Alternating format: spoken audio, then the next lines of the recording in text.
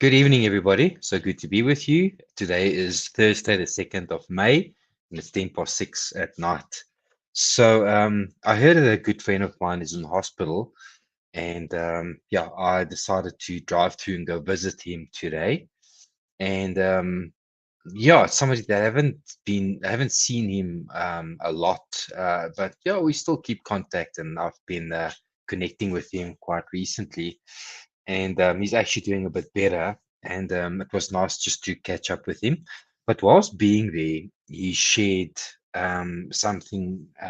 We spoke about Elon Musk and Steve Jobs and all these big names and how hard these guys are on their staff and the people. If people put a foot wrong, they'll fire them and stuff like that. And he said he's not like that, and I'm also not like that. I told him that we as Grace Online, we are a caring organization. And the first priority is to care for all of the staff members that we have. So often we'll have team meetings and we'll just care for, like, how you doing? How you doing? How you doing? Because if I don't care about the staff that's helping me out, then how can they care about the people that they are busy serving and helping? And he said to me that there's this company, I don't know which company it is, that decided to never ever fire another employee ever again.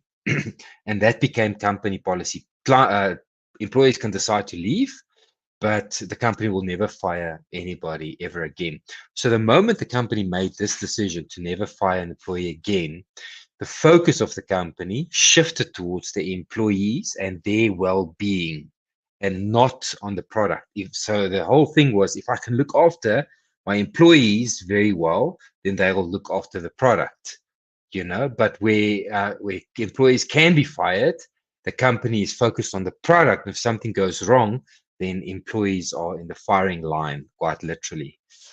So by shifting the focus onto the employees and knowing that the company would never get rid of any employee by firing them or getting rid of them, they had to treat the employees much better so that they could get maximum productivity out of them and look after those people. And that apparently made a massive difference. That was super, super interesting, because everywhere in this world, you would hear that people are scared of losing their jobs and scared of being unable to provide for other people and stuff like that. And then he said to me, he shared the story with me as well, and that is sort of the message above this video.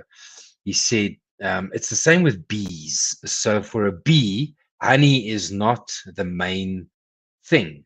I would have guessed honey is the main thing, but the bee goes out to make honey so that he can feed the hive and provide for the hive. The fact that there's excess honey is a sign that the hive is healthy. An unhealthy hive has no honey, because bees just function like that. So at the moment we all focus on everybody else's well-being, we put the right things first, then honey will be there in abundance. And I just thought that to be such a brilliant story, both of these stories. So Grace Online, I'd like Grace Online to be an organization where people care and love on each other, and so that we can be a healing community where people can belong and be part of for a very long time. And I'd always like our main focus to be the well-being of people, and yeah, and making sure that there's always honey in the sense of healthy connectedness, support. But that healthy connectedness, care, and support will only be there if we carry the health of the hive at heart. Yeah, such a beautiful thought. I absolutely loved this idea. So, yes, I just thought I'd share that with you all. It's something that's fascinating, and this is fascinating because it just drills down into the way we do things. And the lesson is that we are supposed to be caring for other people and being on the lookout for other people. And if we put other people above ourselves, or maybe love them as we love ourselves, then that person will do better, and we will do better as well. And actually, I spoke with Tabitha a little bit earlier today, and she mentioned that it's in her nature to care and love for people, and she can't stop doing this, and that God frequently speaks to her about the way she loves people and cares for people. And that's the first thing that has drawn her to this organization. She knows my heart, and yeah, and that is why she's here. So how do we apply this? I think, how do we apply this? I think the application would be let's learn to love ourselves better and learn to build up our perception of ourselves and our love and appreciation for ourselves, loving ourselves to the best of our ability, looking after ourselves, because I cannot help anyone else if I'm unwilling to help myself and love myself. And then out of the overflow or abundance from my life, I can start to look after other people. So I think the challenge would be to do something for yourself.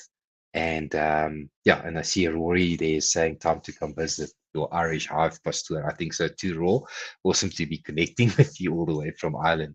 So yeah, guys, it's time for us to learn to love ourselves to the best of our abilities. I hope you all have a fantastic day further.